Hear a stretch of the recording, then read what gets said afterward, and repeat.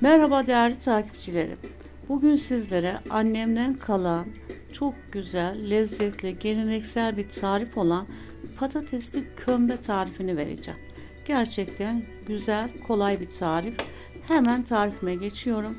Yoğurma kabımın içerisine 2 su bardağı süt, 3 su bardağı su aldıktan sonra 1 tatlı kaşığı tuz, 2 yumurtanın akını ilave ediyorum ve yarım çay bardağı sıvı yağ koyduktan sonra güzelce karıştırıyorum.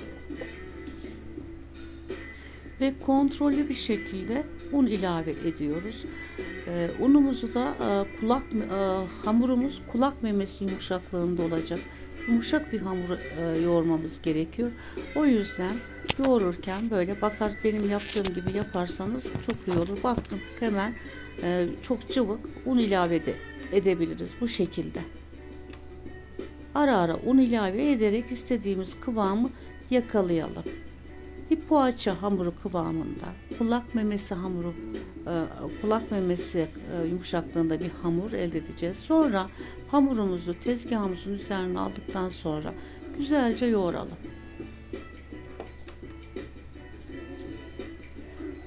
Bu böreğimizin bir püf noktası hamurumuzun çok güzel yoğrulması gerekiyor. Sonra hamurumuzu toparladıktan sonra dinlenme kabına alıyorum. Ve 15 dakika bu şekilde dinlendiriyorum. Ve bunu 3 defa tekrarlıyorum. Bu arada hemen böreğimizde kullanacağımız 3 yemek kaşığı tereyağı, 1 su bardağı sıvı yağı da hemen ocağımın üzerine alıyorum ve erimeye bırakıyorum.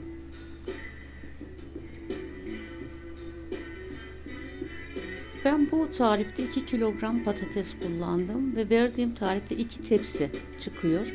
O yüzden bunu da göz önünde bulundurursanız sevinirim. Eğer bir tepsi yapmak istiyorsanız 1 kilo patates yeterli. Bol bir patates kullandığı için ben 2 kilogram patates kullandım. Patatesimizin üzerine karabiber, kırmızı toz biber ve tuz attıktan sonra güzelce karıştıralım. Gördüğünüz gibi patatesimizi de karıştırdık. Onu bir kenara alalım. Sonra hamurumuzu tekrar çıkartıyorum.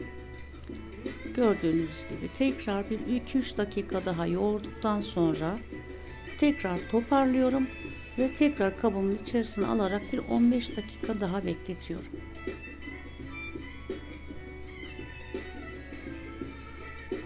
Bunu 3 kez tekrarlayalım.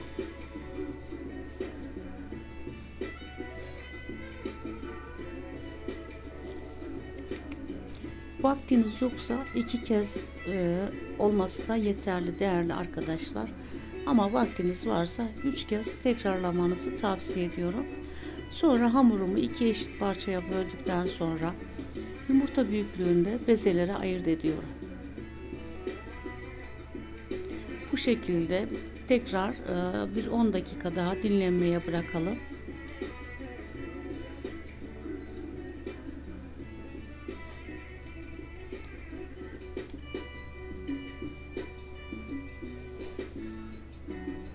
Sonra bezelerimizi bir ufak tatlı tabağı büyüklüğünde açalım.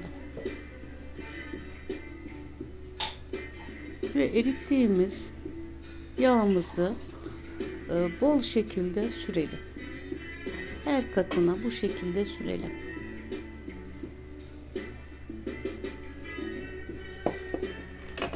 Sonra birazcık un serpiyorum. Kenara kaldırıyorum. İkinci bezemi açıyorum. Tekrar tatlı tabağı büyüklüğünde açıyorum. Aynı büyüklükte. Tekrar servis tabağımın içerisine alıyorum. Yağımızdan sürdükten sonra unumuzu serpeliyoruz ve her servis tabağına 10 kat gelecek şekilde böyle yapıyoruz. Ben bir tepsiye 20 tane beze kullandım. Böyle 10 tane beze 10 tane beze de arasında da tabii ki hazırladığımız iç harcımız olan patatesimizi kullandım. Bezelerinizi de buna göre ayırt ederseniz sevinirim. Atıyorum 22 tane bezeniz çıktı. O zaman 11 yaparsınız bir tepsiye. Gördüğünüz gibi 10 tane bezemizi de hazırladıktan sonra tekrardan dinlenmeye bırakıyoruz bir kenara. Sonra 2 tane yumurta sarımızın içerisine 2 yemek kaşığı erittiğimiz margarinden koyuyorum ve güzelce karıştırdıktan sonra onu da bir kenara hazırladım. Tezgahımın üzerine yağlı kağıt seriyorum. Sonra dinlenmiş olan, onu da bir 10 dakika dinlendirirseniz sevinirim. Zaten ikinci tabağı yapana kadar ilk yaptığımız tabak dinlenmiş oluyor. Çok da fazla beklemenize gerek yok. Hemen ilk servis tabağımı ters çevirdim. Yağlı kağıdımızın üzerine. Sonra parmaklarımızla hafif hafif şöyle kenarlara doğru çekiştirerek açalım. Sonra üzerine bir yağlı kağıt daha seriyorum. Sonra merdanemizle tepsimizin büyüklüğünce açmaya çalışalım. Hafif hafif bastırarak kenarlardan doğru, gördüğünüz gibi değerli arkadaşlar, çok da kolay açılıyor. Hiç böyle güç sarf etmenize de gerek yoktur. Zaten dinlenmiş hamur olduğu için hemen kendini bıraktı. Ve aralarına da yağ sürüldüğü için gerçekten kolay bir şekilde hazırlayacağımız çok lezzetli bir patatesli kömbe tarifimiz, patatesli börek tarifimiz. Hemen açıyorum yağlı kağıdımı tekrardan, gördüğünüz gibi. Onu şöyle bir kenara çektikten sonra üzerinden aldığım kağıdı tekrar tezgahın üzerine seriyorum ve ikinci bir tabağımı, 10 kat olan ikinci bir tabağımı tekrar yağlı kağıdımızın üzerine seriyorum. Tabağımızın içerisindeki yağlarda tekrar parmağımızla sıyırarak hamurumuzun üzerine sürelim. Sonra aynen öyle parmaklarımızla şöyle hafif hafif genişleterek, gördüğünüz gibi çok güzel bir hamur oldu kıvam olarak da. Açıyorum. Sonra merdanemizle isterseniz parmaklarınızla da yapabilirsiniz. İsterseniz merdane de kullanabilirsiniz. Kenarlara doğru tepsimizin şeklini vererek açalım.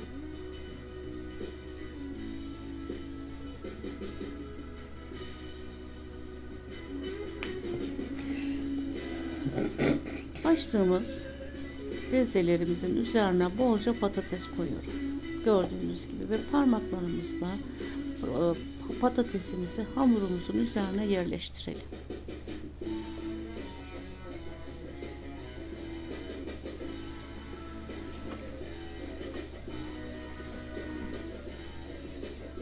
Evet, patatesimizi de güzelce yerleştirdikten sonra hemen diğer katı olan yağlı kağıdımızdan tutarak, gördüğünüz gibi diğerini üzerine kapattık ve kenarlarına şöyle güzelce yapıştıralım.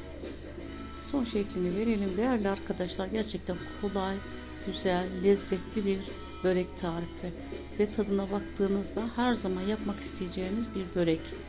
Geleneksel bir börek tarifi. Annem sürekli yapardı. Tabii ki annem rahmetli. Allah gani gani rahmet eylesin. O tek tek açardı. Ben böyle bir kolay, pratik bir yol buldum. Çok da güzel oluyor ve anneminkine de çok benziyor. Gördüğünüz gibi hem videonun sonuna doğru izlerseniz eğer, hem katmanları olsun hem lezzet olarak orijinalini aratmayan bir börek tarifi. Hemencik yağlı kağıdımızı ne yaptık? Tepsimizin içerisine çektikten sonra şöyle bıçağımızla keseceğimiz şekilde porsiyonluk dilimlere ayırt ediyoruz. Annem bunu hep baklava dilimi şeklinde yapardı. Ben de orijinaline yakın olsun diye bunu da baklava dilim olarak yapacağım. Kenarından eğer fazla taşan hamurlar varsa onları bıçakla kesin, alın, küçük bir tepsi yapın, onu da kızartın. Aynen bu şekilde kesersiniz veya rulo yaparsınız. Onu da bu şekilde değerlendirebilirsiniz arkadaşlar. Gördüğünüz gibi bu kenardaki fazlalıkları ben çıkardım, hem görüntüsü de güzel olsun diye. Onları da tabii küçük bir tepsinin içine yerleştirip kızarttım. Sonra ne yapıyorum? Hemen baklava şeklini vermek için bu sefer tepsimizi üçgen şekilde kendime doğru çevirerek, gördüğünüz gibi bir köşeden başlıyorum. Diğer köşeye doğru kesiyorum. Ve istediğiniz büyüklükte de kesebilirsiniz. Çok küçültmenize gerek yoktur. Büyük olması yeterli porsiyonluk olarak. Ve hazırladığımız yumurta sarısını üzerine sürüyorum. Bu arada fırınım 180 derecede açık. Ön ısınmasını yapıyor. Son aşamaya geldik. Yumurtamızı sürdükten sonra doğru fırına gönderiyoruz değerli arkadaşlar. Gördüğünüz gibi fırınımızdan çıkardık. Kat kat olan, lezzetli olan, bol tereyağlı ve damakta güzel bir lezzet bırakan patatesli gömbemiz bu şekilde ve ikinci tepsimizi de hemen fırında gösteriyorum. Şöyle de gördüğünüz gibi. Evet arkadaşlar, beni buraya kadar izlediğiniz için hepinize çok teşekkür ederim. Eğer benim kanalıma hala abone değilseniz lütfen kanalıma abone olmayı unutmayın. Ve benim videolarımdan haber almak isterseniz bildirim zilini açıp yorumlar kısmına da fikirlerinizi yazabilirsiniz. Ve daha nice başka içeriklerle beraber olmak üzere hepiniz Allah'a emanet olun.